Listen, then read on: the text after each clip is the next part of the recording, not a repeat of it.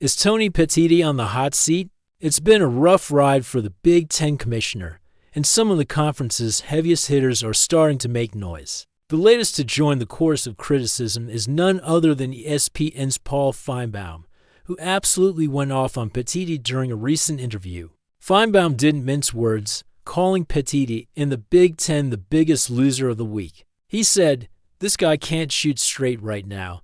I don't hear anything good about him. He's whiffed on almost everything." That's a brutal assessment from one of college football's most prominent voices. So, what are the big issues? Let's break it down. First up, Ohio State fans are fed up, as arguably the conference's flagship program. Their opinion carries a lot of weight. They're not happy about being constantly stuck in the big noon kickoff slot. While it's great for TV ratings, playing at noon every week is getting old for the Buckeye faithful who want the flexibility of afternoon or primetime games. Then there's the money. Petitti is exploring a controversial move to bring private equity into the conference. The idea involves a potential deal with UC Investments, which would inject a massive $2.4 billion into the Big Ten.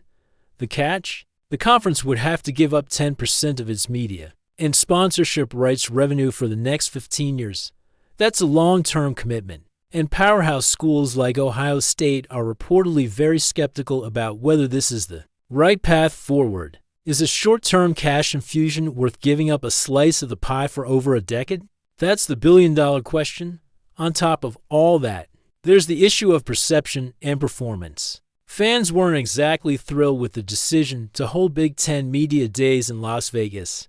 It just didn't feel right to many traditionalists. And speaking of performance, the TV ratings haven't been as dominant as the conference might have hoped, especially with their massive new media deal. When you look at the most-watched teams this season, the SEC is crushing it. With 7 teams in the top 10, the Big Ten only one, Ohio State.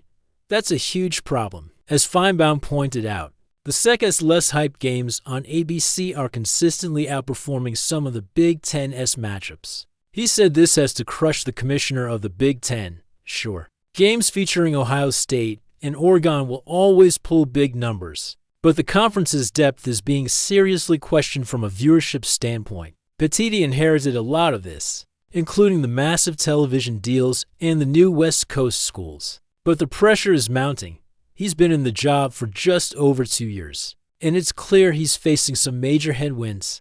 The bottom line is, if you don't have your most influential school, Ohio State, on your side, you're in for a tough time. For the Big Ten to truly maximize its potential and compete with the SEC at the highest level, Petitti needs to start getting some wins, and fast. He needs to mend fences, build consensus, and prove that his vision for the conference is the right one.